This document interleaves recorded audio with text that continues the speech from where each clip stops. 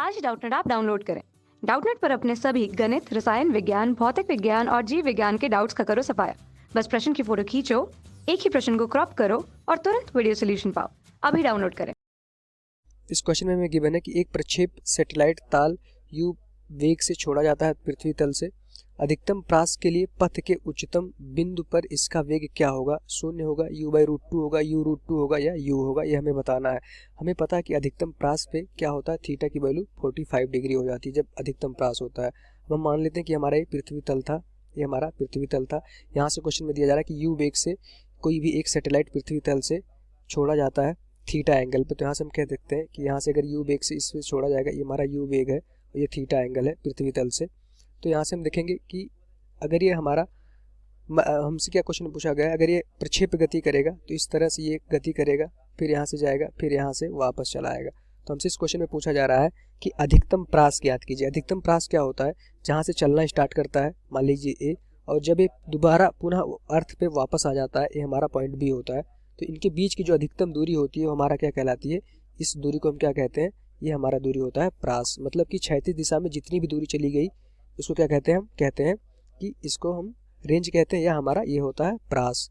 यही हमारा प्रास होता है। हमें ये अधिकतम प्रास चाहिए। अधिकतम प्रास तब होगा जब ये थीटा की वैल्यू क्या हो जाए, 45 डिग्री हो जाए।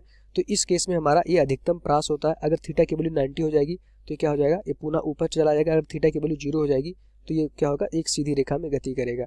पर अगर ये प्रक्षेप गति है तो अधिकतम प्रास कब होता है? जब थीटा की वैल्यू 45 डिग्री हो जाए। ये हमें याद रखना चाहिए। अब हमसे क्वेश्चन में कहा जा रहा है कि पथ के उच्चतम बिंदु पर इसका वेग होगा। प्रास अधिकतम होगा तभी जब थीटा की वैल्यू 45 डिग्री हो जाएगी। अब पथ के उच्चतम बिंदु पे मान लेते हैं कि हमारा पथ का उच्चतम बिंदु क्या होता है कि वो उच्चतम पॉइंट या अधिकतम पॉइंट जिसके बाद कण उसके ऊपर अब नहीं जाएगा, वहां से क्या होगा, वो कण नीचे आना स्टार्ट हो जाएगा। तो हम कहते हैं कि ये हमारा जो सी पॉइंट है ये हमारा उच्चतम पॉइंट है। इस पॉइंट पे कण का वेग हमसे पूछा जा रहा है। अब हमें पता है कि अगर कोई भी कण अगर प्रक्षेप गति कर रहा है तो उसके अधिकतम पॉइंट पे उसका वेग किस दिशा में रहता है? उसका वेग सिर्फ एक दिशा में रहता है या फिर क्षैतिज दिशा में रहता है। तो यहाँ से अगर देखेंगे इस u का कंपोनेंट करेंगे तो एक कंपोनेंट हमारा हो जाता है u साइन थीटा, इसका एक घटक, और एक घटक क्या होता है u कॉस थीटा। तो जैसे जैसे हम ऊपर जाते रहेंगे हमारा क्या होगा, ये हमारा u साइन थीटा की वैल्यू क्या रहेगी, घटती रहेगी, क्योंकि जो g होगा ग्रेविटेशन नीचे लगेगा और हमारा u साइन थीटा क्या हो जाएगा, नीचे ऊपर लगेगा। तो u साइन थीटा की वैल्यू जैसे जैसे हम ऊपर जाएंगे घटती रहेगी, क्योंकि g की वैल्यू क्या रहती है। तो जब अधिकतम पॉइंट पे पहुंच जाएंगे तो हमारा क्या हो जाएगा, यही हमारा यू वाई या फिर यू साइन थीटा की वैल्यू जो होती है वो क्या हो जाती है, 0 हो जाती है। तो अधिकतम पॉइंट पे हमें पता है कि अधिकतम पॉइंट पे एट मैक्सिमम पॉइंट, मैक्स अधिकतम पॉइंट पे हमारा जो वेलोसिटी वाई डायरेक्शन की होती है क्या हो जाती है, 0 हो जाती है।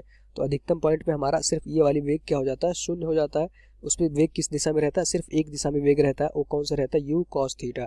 अब हम देख पा रहे हैं कि एक्स दिशा में कोई भी त्वरण नहीं है, तो हमारा जो भी वेग रहता है एक्स दिशा में या क्षैतिज दिशा में वो हमेशा नियत रहता है, उसकी वैल्यू क्या रहती है, यू कॉस थीटा। तो पॉइंट सी पे हम देखेंगे उसका वेग क्या हो जाएगा, यू कॉस थीटा। अब चूंकि पॉइंट सी पे हमारा जो वाई दिशा में वेग था ऊपर की तरफ, वो क्या हो जाता है, 0 हो जाता है। इस पॉइंट सी पे सिर्फ अधिकतम एक ही वेग हो सकता है, उसकी वैल्यू क्या होती है, यू कॉस थीटा। तो हमसे क्वेश्चन में पूछा गया है इसका वेग क्या होगा अधिकतम उच्चतम बिंदु पर। तो अधिकतम या उच्चतम बिंदु पे उसका वेग क्या होता है, यू कॉस थीटा। तो यू की वैल्यू हमें गिवन है और cos 45 हमें पता है कि अधिकतम प्रास तब आता है जब थीटा की वैल्यू क्या हो जाती है, 45 डिग्री। तो यहाँ से cos 45 की वैल्यू क्या होती है, √1/√2। तो यहाँ से जो भी आंसर हो जाएगा v की वैल्यू क्या हो जाएगी, 1v/√2।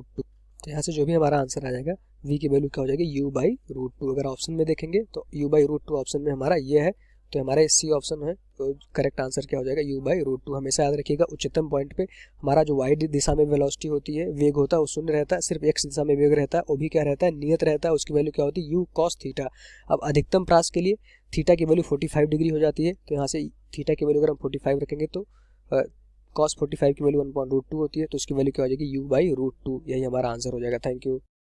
कक्षा 6 से 12वीं से लेकर नीट, IIT, जेईई वो एडवांस के लेवल तक 1 करोड़ से ज्यादा छात्रों का भरोसा। आज ही डाउनलोड करें डाउटनेट ऐप या व्हाट्सएप करें अपने सारे डाउट्स 8400 400 400 पर।